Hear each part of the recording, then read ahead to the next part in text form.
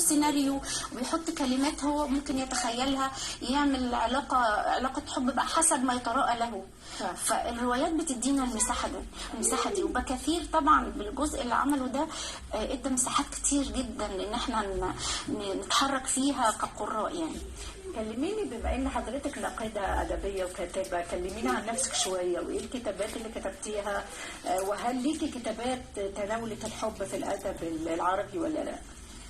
أنا طبعا ليا كتاب واحد بس اسمه قراءات نقدية، هو عبارة عن مقالات نقدية لعدة روايات. كتحليل نقدي، بس هو كان نقد انطباعي بنسبة 100%. بمعنى؟ كان رأيي كقارئ، ما كنتش لكن مفيش تحليل تقنيات فنية معينة تناولتيها؟ بس من وجهة نظري كقارئ قديم للروايات. لما بدأت الدراسة في كلية دار العلوم وفي أكاديمية الفنون الوضع اختلف تماما. بقت ليا قراءات تانية ومقالات تانية نقدية بقى متخصصة لمسرح، لمسرحيات، لروايات تانية.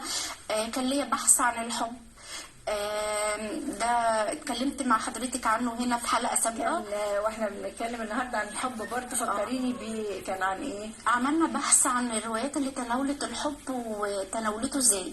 الحب بكل اشكاله، الحب اللي فيه تضحية، الحب اللي كل الحب العذري، الحب اللي كل ان هم كان فيه زواج، الحب اللي انتهى لا نهايات مفجعة، ودي طبعا بنسبة كبيرة في معظم رواياتنا.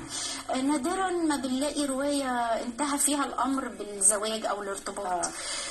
واحنا بنتكلم يمكن في البداية أنا وزميلتي مروة كنا بنتكلم بنقول يا ترى إيه هو الأفضل للمبدع؟ يعني لما يبقى شاعر عنتر مثلا لو كان اتجوز بسهولة كان كتب كل الأشعار دي خالص. قيس مثلا هل كان اتجنن لو كان اتجوز وكان أمتعنا بالأشعار بتاعته الجميلة دي؟ لا خالص.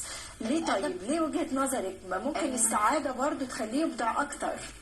ليه دايما الألم هو ما يفجر المبدعين لأن الألم بيخليهم يتألقوا؟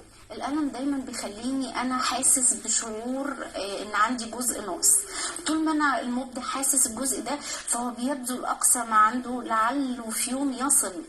الوجع اللي بيشعر بيه بيكون مجال للتفجر الإبداع.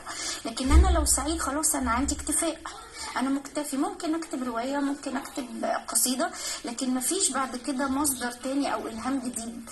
خلاص أنا وقفت عند نقطة معينة. طب إيه القصص اللي في الأدب العربي